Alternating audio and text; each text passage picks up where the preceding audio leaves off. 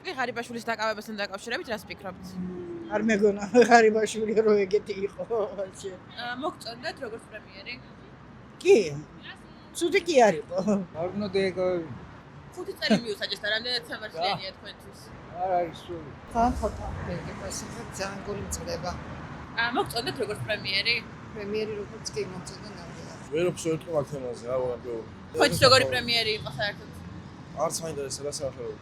ეს ახალგაზრდა კაცი ჭკვიანი, მაგრამ ძალიან უარყოფითი საქმეები გაუკეთებია ფინანსური თვალსაჩინით. მილიონზე რო იტყვიან უკვე და მილიონზე რო ლაპარაკი, ეს იმას ნიშნავს, რომ პირსი ყოფილა. თქვენ ცოდვა არა ხართ, მე ცოდვა არა ვარ.